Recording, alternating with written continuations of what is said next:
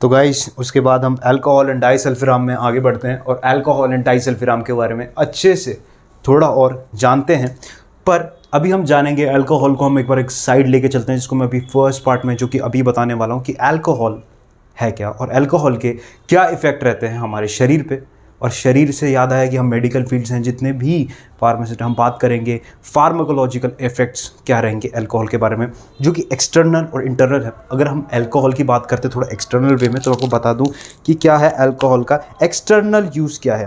देखिए, externally alcohol जो है वो एक बहुत अच्छा एस्ट्रिंजेंट है। एस्ट्रिंजेंट मतलब जो कि कूलिंग इफेक्ट देते हैं। कूलिंग इफेक्ट देखे होंगे आपने, फिटकरी ये सब कूलिंग इफेक्ट देती हैं, थोड़ी जलन से राहत देती हैं।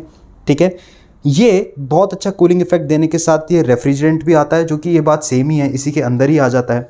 और अल्कोहल आपको पता है कि बहुत अच्छा एंटीसेप्टिक भी काम करता है। हालांकि एक अल्कोहल भी आती है मार्केट में जिसका आप सब इस्तेमाल करते हैं, जो कि सैनिटाइज़र में होती है, उसे कहते हैं आइसोप्रोपाइल अल्कोहल। आइसोप्रोपाइल अल्कोहल बिल्कुल पीने के लायक नहीं होती, उसे पी मत लेना, दिक्कत हो जाएगी। क्या रहती है? Isopropyl alcohol. ठीक है, ये जो आइसोप्रोपाइल अल्कोहल होती है ये डिसइंफेक्टेंट रहती है। ठीक है, आपको अगर बता दें डिसइंफेक्टेंट और एंटीसेप्टिक, तो एंटीसेप्टिक आपके लिविंग टिश्यू पे होते हैं, डिसइंफेक्टेंट आपके अदर देन लिविंग टिश्यू, जैसे कि आप ग्लासवेयर इन सब में साफ कर सकते हैं।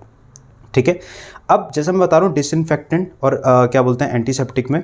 ठीक है, तो एंटीसेप्टिक के बहुत सारे एग्जांपल भी होते हैं। हाइड्रोजन पेरोक्साइड भी बहुत अच्छा रहता है। ठीक है, काफ़ी अच्छा रहता है हाइड्रोजन पेरोक्साइड। हाइड्रोजन पेरोक्साइड आपका एंटीऑक्सीडेंट भी और काफ़ी अच्छा है, काम भी करता है। ठीक है, डिसइंफेक्टेंट में बहुत सारे आते हैं आपके। आइसोप्रोपाइल अल्कोहल भी है, दोनों का एक मिश्रण भी रहता है, उसे फिनॉल कहते हैं, वो भी काफ़ी अच्छा रहता है। चलिए, ये तो बात थी। ठीक है, मैंने आपको बताया कि क्या इसके एक्सटर्नल वो रहते हैं, चीज़ रहती है जिसमें एक्सटर्नली हम इसमें किन किन चीज़ों में इस्तेमाल कर सकते हैं। अब थोड़ी हम बात जानने पे हमें ये सोचना चाहिए कि अल्कोहल जो रहती है वो हमारे शरीर है उस पर, जो हमारे अंदरूनी शरीर की चीज़ें हैं उन पे कैसे कैसे काम करती हैं, उन पे इनका क्या क्या रोल है। तो उन पे जो रोल है वो थोड़ा इंपॉर्टेंट है और वो थोड़ा सबको पता होना चाहिए। ठीक है, कि अल्कोहल हमारे शरीर पे कैसे कैसे काम करती है। ठीक है, इसके बारे में थोड़ा अच्छे से बात जान लेते हैं। ठीक है, यार डस्टर तो है नहीं, अपने हाथ से ही करना पड़ रहा है साफ। ठीक है, चलिए सबसे पहले बात करते हैं हम उसका GIT ट्रैक, मतलब कि हमारे गैस्ट्रोइंटेस्टिनल ट्रैक पे क्या रहता है। देखिए, इसके इफ़ेक्ट थोड़ा समझना कि क्या है। अल्कोहल हमेशा एसिड की सिक्रीशन को बढ़ा देती है। एसिड की सिक्रीशन को बढ़ा देती है। कम अमाउंट में लोगे, थोड़ी कम अमाउंट में होगा तो ये कार्मिनेटिव काम करती है। कार्मिनेटिव, अब आप जानते होंगे कार्मिनेटिव क्या होता है, नहीं पता कोई बात नहीं यार, हम सब सीख ही रहे हैं। कार्मिनेटिव का मतलब होता है अपने जो आपके जो मतलब क्या रहता है, गैस जो रहती है, जो फालतू की एसिडिटी बनी है उसको एक्सपेल्ड आउट करना, बाहर निकालना। ठीक है, नेचुरल भी कार्मिनेटिव होते हैं। ठीक है आपके, और नेचुरली आप इसका इस्तेमाल इलायची के तौर पे कर सकते हैं, जिसको हम कार्डोमोम लिखेंगे। कार्डोमोम रहता है। ठीक है, ऐसा तो रहता है, एसिडिटी इंक्रीज़ कर सकती है। एसिडिटी इंक्रीज़ अगर ज़्यादा हो गई, जैसे किसी को अल्सर वल्सर है तो उनको ये दिक्कत हो सकती है। अगर उन पे ज़्यादा कंसंट्रेशन में ज़्यादा एसिडिटी बढ़ गई तो आपको एसिडिटी प्रॉब्लम भी हो सकती है ज़्यादा कंसंट्रेशन में। कम उस पर तो ये आपकी जो गैस रह रही है अगर आपकी स्टमक में, उसको बाहर निकाल लेगी। ज़्यादा कंसंट्रेशन में आपको दिक्कत दे सकती है, जैसा मैं आपको कम ज़्यादा का फिनोमेना बताता रहता हूँ। ठीक है, अब लिवर पे तो इसका बहुत इंपॉर्टेंट रोल है। आपने सुना होगा कि अल्कोहल से लोगों के लिवर खराब हो गए। असलियत में बात ये रहती है यार, लिवर जो रहता है ना भाई, लिवर प्यारा सा हमारा लिवर, इस पे ना ये मेटाबोलाइज होती है। मेटाबोलाइज होने के बाद जब लिवर इसको बार बार फिल्ट्रेट नहीं कर पाता ना, तब जाके आपको इसके इन्फेक्शन होने शुरू होते हैं, लिवर में दिक्कत आती है। इसको हम किरोसिस नाम की बीमारी, मतलब हम कह सकते किरोसिस इफेक्ट आ गया, सिम्टम आ गया, ऐसे दिक्कत रहती है। ठीक है, ये वाली बात रहेगी। ठीक है, CNS पे इसका क्या रोल रहता है, जो कि होता है आपके दिमागी तौर पे कैसे काम करती है। CNS पे कैसे काम कर रही है CNS पे। सबसे पहली बात, स्मॉल अमाउंट में अगर अल्कोहल का सेवन करा जाता है तो आपको एक्साइटेशन होगी। ठीक है, थोड़ा आपको स्टिमुलेंट इफेक्ट दिखेगा। ठीक है, ये नहीं है कि पूरी तरीके से कॉफ़ी पी और जागरूक हो गए, थोड़ा सा अच्छा सा इफेक्ट, स्टिमुलेंट इफेक्ट दिखेगा, अच्छा लगेगा, अच्छे से लगता है, क्योंकि थोड़ा ये गाबा पे काम करती है, आपके गामा अमीनो बुटारिक एसिड पे, तो थोड़ा आपको अच्छा फील कराएगी। ज़्यादा कंसंट्रेशन, और कंसंट्रेशन बढ़े जा रही है, ठीक है, लेंथ बढ़े ही जा रही है, तो ये आपका क्या करेगी, जो आपका स्टिमुलेंट इफेक्ट था वो डिप्रेसेंट के तौर पे बदल जाएगा और सेडेटिव एक्शन होना शुरू हो जाएगा। सेडेटिव एक्शन होना शुरू हो जाएगा। जहाँ स्टिमुलेंट से थोड़ी सी अमाउंट में आपको थोड़ा सा जागरूक, मज़ेदार, अच्छा फील करा रही थी, वहीं ज़्यादा अमाउंट में सेडेटिव, थोड़ा आपको नींद सी आएगी, बेहोशी सा लगेगा और धीरे धीरे आपकी बॉडी के सेंसेस खो जाएंगे, क्योंकि आपके ब्रेन की सिग्नल और बॉडी का मूवमेंट दोनों का अलग अलग कोऑर्डिनेशन नहीं बैठेगा, जैसा आपने देखा ये।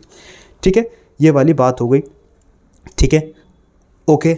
एज अगर आपकी बॉडी के क्या बोलते हैं CVS पे अगर हम बात करें तो पहले तो अल्कोहल वैसोडाइलेशन देती है। अगर मैं CVS की बात करूं यहाँ पे, ठीक है यार, एक तो डस्टर नहीं है यार थोड़ा, पर CVS पे अगर मैं आपको बात करूं, ठीक है सर, वो वेस्कुलर क्या रहता है, तो सबसे पहले आपका रहेगा कि आपका जो BP है वो रहेगा, आपका क्या रहेगा, थोड़ा सा क्या रहेगा, शुरुआत के टाइम थोड़ा एक्साइटेशन रहेगी, हल्का सा इंक्रीज़ होगा। ठीक है, ब्लड प्रेशर थोड़ा सा इंक्रीज़ होगा, फिर धीरे धीरे करके आपको पता है, बहुत ही धीरे धीरे करके, क्योंकि अल्कोहल काम कर रही है, तो आपको क्या रहेगा, फ्लशिंग और वार्मथ लगेगा। फ्लशिंग मतलब ऊपरी तौर पे आपको थोड़ी गर्मी महसूस होगी।